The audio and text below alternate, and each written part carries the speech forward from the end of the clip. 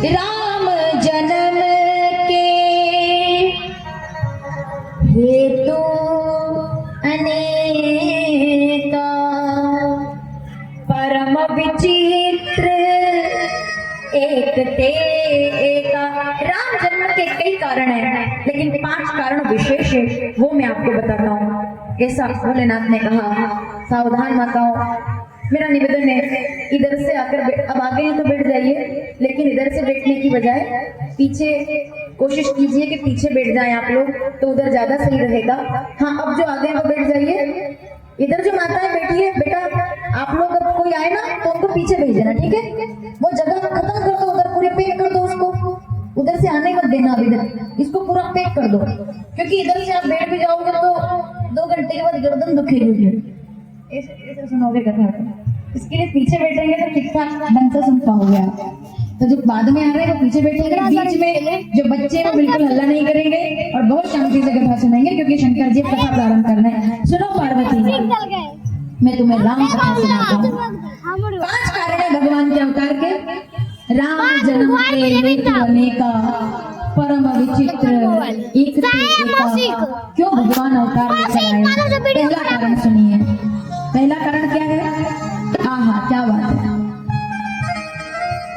द्वारपाल, पहला कारण, हरि के प्रिय दो जय और विजय जानी सब। नारायण भगवान के दो द्वारपाल थे, जय और विजय। दोनों द्वार पर खड़े हुए थे। संकादिक मुनियों का आना हुआ। संकादिक मुनि मतलब ब्रह्मा जी महाराज के द्वारा प्रथम सृष्टि में जो प्रकट हुए, या भगवान के प्रथम अवतार संकादिक मुनि, वो वैकुंठ में आए। उनने जय विजय से कहा कि मंदिर जाना चाहते हैं। तो जय विजय ने रोक दिया कि नहीं, अभी भगवान आराम कर रहे हैं, आप थोड़ा रुक जाइए, इंतजार कर लो, तो फिर चले जाना। जय विजय से संकादिक मुनियों ने कहा, हमें रोक रहे, अपने पद का तुम्हें बड़ा अभिमान, जाने दो हमें। मैंने कहा महाराज जी अभी तो नहीं जा सकते आप, ध्यान से सुनना माता, विशेष कथा है आज भगवान के अवतार के कारण। एक एक शब्द ध्यान से सुनना, कथा आपको तब समझ में आएगी। जय विजय से कहा हमें रोक रहे, बोले हम तो अपना काम कर रहे हैं, तो जाओ, हम तुम दोनों भाइयों को श्राप देते हैं कि तुम दोनों भाई धरती पर जाकर राक्षस हो जाओ, राक्षस हो जाओ, राक्षस 3 जन्मों तक असुरो भव। वो दोनों चरणों में गिर पड़े, क्षमा कीजिए हमसे गलती हो गई।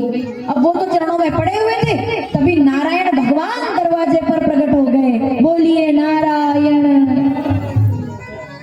जैसे उनको देखा, संकादिक मुनि उठकर खड़े हो गए। प्रभु आप, हम तो आपका दर्शन करने बैकुंठ के, सुन रहे हो ना, हम तो आपका दर्शन करने बैकुंठ के अंदर आ रहे थे, आप बाहर क्यों आ गए?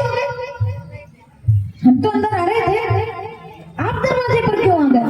भगवान कहते हैं क्योंकि अगर कोई व्यक्ति दुनियादारी में क्रोध कर ले और मंदिर में जाकर बैठ जाए तो उसको शांति मिल जाएगी, लेकिन अगर कोई मंदिर में बैठ करके क्रोध कर ले तो उसे मंदिर जाने का भी अधिकार नहीं रहता है। आप मेरे बैकुंठ के दरवाजे पर आकर क्रोध कर गए, इसलिए आप बैकुंठ आने के अधिकारी नहीं रहे आज, पर आपसे मेरी प्रीति है, इसलिए आपको दर्शन देने मुझे बाहर आना पड़ा।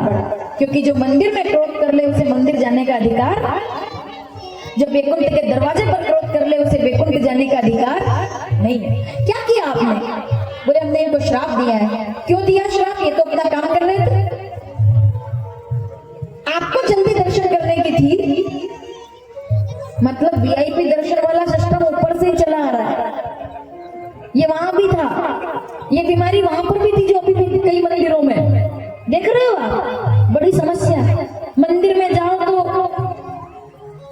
अलग नियम चल रहा है, जिनके पास 4 घंटे का टाइम है उनकी लाइन अलग, जो जल्दी पैसे वाले उनकी लाइन अलग, वो बीच में 3-4 एजेंट घूमते रहते हैं वहां, 500 में दर्शन, 500 में दर्शन, 500 में दर्शन, जल्दी दर्शन, जल्दी दर्शन। एक व्यक्ति पहुंच गया महाकाल बाबा के यहाँ, बोले जल्दी दर्शन हो जाएंगे? बोले बिल्कुल हो जाएंगे। कितने देने पड़ेंगे? बोले 1100 रुपए की रसीद कटवा लो, जल्दी दर्शन हो। कितने में? बोले 15 मिनट में बाहर।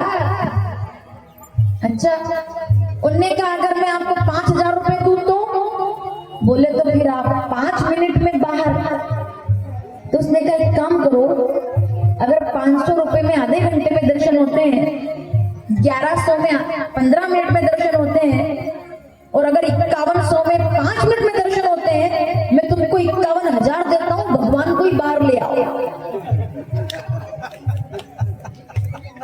इतना तो कर ही रहे हो, उठा लो बाहर। तो वो भड़क गया वो व्यक्ति, अरे पागल हो, तुमने मुझे क्या समझा है? तो उस भगत ने कहा वो सब तो ठीक है, तुमने भगवान को क्या समझा है? पैसा देकर के दर्शन कराओगे? पैसे वाला व्यक्ति है तो 1 घंटे तक आरती घुमाता रहता है अंदर, और वो व्यक्ति जो बिहार से गया है, मालवा से गया, मध्य प्रदेश से, गुजरात से गया, छत्तीसगढ़ से गया, झारखंड से गया, उड़ीसा से गया, जिसकी जेब में टोटल 500 रुपए, जिसमें उसको जाना है, आना है, रहना है, खाना है, पीना है, वो 1100 रुपए की पर्ची नहीं कटाएगा, तो उसको एक धक्के में अंदर और दूसरे धक्के में बाहर। भगवान रहते हैं क्या वहां पर? वहां रहते हैं भगवान। एक बात कहती हूँ आपसे, कड़वी लगेगी आपको, लेकिन मैं सत्य बोलने में विश्वास रखती हूँ। फिर ऐसे दर्शन करने से ज्यादा अच्छा है कि भर्रा गांव के छोटे से शंकर जी के मंदिर में जाकर के प्रणाम कर लो, जहां आपको कोई धक्का देने वाला तो कम से कम नहीं है, वहां अपनी मर्जी से आप जल चढ़ा सकते हो। वहां प्रणाम भगवान को सब बराबर है हर जगह। हम तीर्थ क्यों जाते हैं? क्योंकि हम जानते हैं कि हम यहाँ जाने से हमको शांति मिलेगी, लेकिन तीर्थों को माफ कीजिएगा, लोगों ने व्यापार बना दिया है कि लोग आएंगे तो पैसा कमाएंगे, लोग आएंगे तो पैसा मिलेगा। भगवान तीर्थ में रहते भक्तों के लिए, लेकिन नहीं, बिना प्रमाण के नहीं बोलूंगी मैं। माता पार्वती ने पूछा भोलेनाथ से कि प्रभु जी आज तो बहुत भीड़ है मंदिर में। बोले हाँ पार्वती, आज तो सोमवार है, बहुत भीड़ है। अच्छा, ये 2 लाइन कैसी है? 2 लाइन? बोले इधर जो है वो रेगुलर दर्शन वाले 5 घंटे वाले, और इधर जो है वो 15 मिनट वाले, ये वीआईपी लाइन है। माता पार्वती कहती है दोनों में अंतर क्या है? बोले बहुत बड़ा अंतर है, इनको जल्दी दर्शन होता है, ये लाइन में खड़े हुए हैं। तो माता पार्वती कहती है वो नहीं, आपकी नजर में दोनों के लिए क्या अंतर है? दर्शन तो दोनों कर रहे हैं। शंकर जी कहते हैं बड़ा अंतर है। क्या अंतर है? बोले दर्शन तो दोनों करते हैं, पर जो वीआईपी लाइन में है वो मेरा दर्शन करने आते हैं, और जो 3 घंटे से खड़ा है मैं उसका दर्शन करता हूँ। बस इतना सा अंतर है। वीआईपी वाले मुझे देख के चले जाते हैं, और जो 3 घंटे से खड़ा है ना, मैं उसको देखता हूँ कि ये मेरे लिए आया है। भगवान के मंदिर में जाओ, तसल्ली से जाओ, शांति से, भले ही आपके पास पैसे हो तब भी लाइन में खड़े होकर दर्शन करो, क्योंकि वही मंदिर जाने का महत्व है। टाइम नहीं है आपके पास, मोबाइल में खोल करके कर लो दर्शन, बात तो बराबर ही है। तो भैया आपने मेरे दरवाजे पर आकर श्राप दे दिया, श्राप वापस ले लो आप। अच्छा चलो देखो बढ़िया कथा आएगी, और श्राप वापस ले लो, आपको अपना श्राप शब्द वापस लेने पड़ेंगे। तो वो सनकादिक मुनि क्या कहते हैं? बोले प्रभु जी आप अपनी माया में खुद उलझ गए। बोले क्यों? बोले आपको नहीं पता क्या कि बंदूक से निकली हुई गोली, धनुष से निकला हुआ तीर, और जिह्वा से निकला हुआ शब्द कभी वापस, ये केवल अंग्रेजी में है कि I take my word back, मैं अपने शब्द वापस लेता हूँ, लेकिन ऐसी कोई चीज नहीं है। बोली हुई बात कभी वापस नहीं होगी। इसीलिए माताओं जब भी बोलो सोच समझ के बोलो। बोलने के बाद दुनिया का कोई इरेजर रबर ऐसा नहीं है जो मिटा दे। लिख करके गलती कर दोगे तो डिलीट फॉर एवरीवन हो सकता है, सुधार लोगे, लेकिन बोलने में ऐसी कोई टेक्नोलॉजी नहीं है ये कि डिलीट फॉर एवरीवन। जो गया वो गया। इसलिए जब भी बोलो, समझ रहे हो ना, कभी लड़ाई भी हो जाए ना, मैं आपसे बहुत निवेदन से बोल रही हूँ ये बात, कभी लड़ाई हो जाए ना आपस में, कर लो गुस्सा, बोल लो, पर ऐसी कोई बात कभी मत बोलना कि बाद में पछताना पड़े कि मैंने गुस्से में बोल दिया था ना। मैं ठीक बोलूं तो बताना मुझे। तलवार से लगा हुआ घाव सही हो सकता है, गोली से लगा हुआ घाव सही हो सकता है, चाकू से दिया हुआ घाव भर सकता है, पर शब्दों से दिया हुआ घाव कभी भरता नहीं है, वो मरने तक याद रहता, मरने तक। तो तुमने ऐसा बोला था।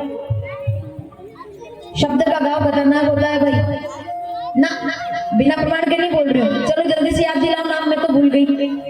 क्या जरूरत थी हंसने की, क्या जरूरत थी हंसने की, और क्या जरूरत थी ये बोलने की। अब मैं नाम भूल गई हूँ, केवल एक शब्द बोलूंगी और आपको नाम याद आ जाएगा। बैठी हुई थी छज्जे पर अपनी सहेलियों के साथ, अच्छे परिवार की बेटी, अच्छे परिवार की बहू, और अगले नाम पर नाम याद आएगा आपको।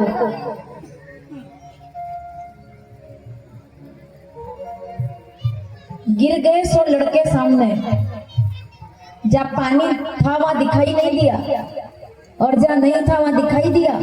तो 100 लड़के सामने से आ रहे थे, ये छज्जे पर बैठी थी, और जब उनको गिरता हुआ देखा तो हंसी, और हंसकर क्या कहती है, बोले इनको तो गिरना ही था माताओं। अगले शब्द पे नाम याद आ जाएगा आपको, इनको तो गिरना ही था, क्योंकि इनके पिताजी अंधे हैं ना, तो अंधे का बेटा तो अंधा ही होता है, इनको तो गिरना, अंधे का सुख अंधा।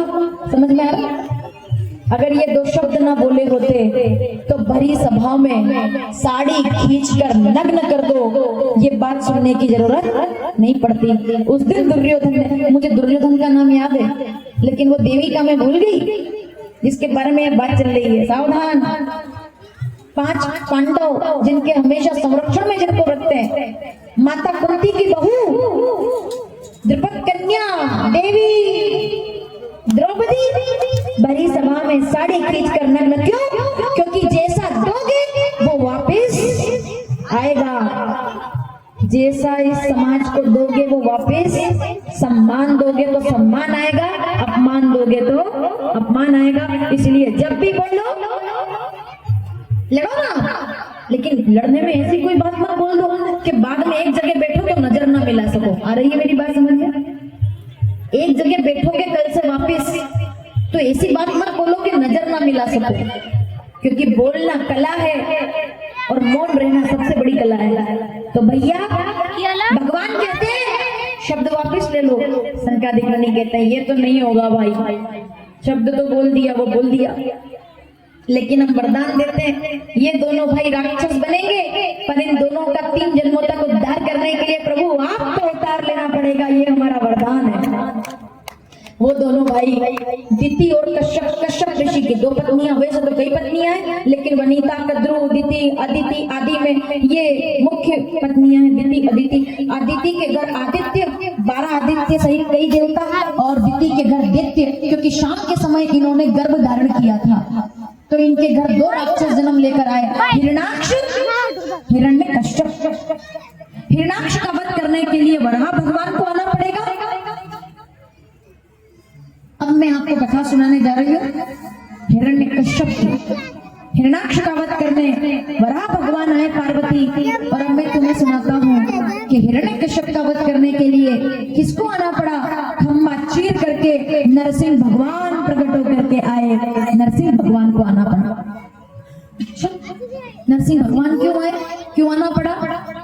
तो शंकर जी कथा सुनाते हुए कहते हैं, माताओं हम किसी बड़े विद्वान की कथा नहीं सुन रहे, हम किसी साधु संत योगी महात्मा की कथा नहीं सुन रहे, हम किसी बाबा की कथा नहीं सुन रहे, हम किसी विद्वान की कथा नहीं सुन रहे, हम कथा सुन रहे 8 साल के बच्चे की, जिसकी वजह से भगवान को आना पड़ा। उस बच्चे का नाम, चलिए आगे देखते हैं।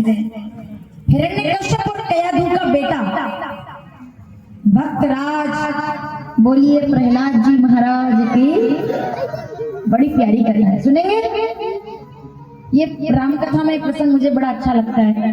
देखो आप, 8 साल का बच्चा, हिरण्यकश्यप की पत्नी का नाम कयाधु। जब हिरण्याक्ष का वध कर दिया अपने वराह भगवान ने, तो हिरण्यकश्यप ने कहा कि मैं बदला लूंगा, मैं बदला लूंगा और मैं वध करूंगा विष्णु का।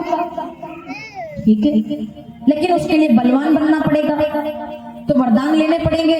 तो वो पत्नी कयाधु से कहा उसने कि मैं तप करने जा रहा हूँ, 1000-2000 साल के बाद आऊंगा, तब तक तुम राजपाट संभालना, बहुत दिन लगेंगे तप करने में। अच्छी बात है। हिरण्यकश्यप चला गया। अच्छा देखो, बड़ी अच्छी कथा आती है। हिरण्यकश्यप चला गया तो देवताओं को पता चला कि हिरण्यकश्यप तप करने गया है। देवताओं ने देवगुरु बृहस्पति जी से हाथ जोड़ के कहा, महाराज जी अगर इसने तप कर लिया तो ये तो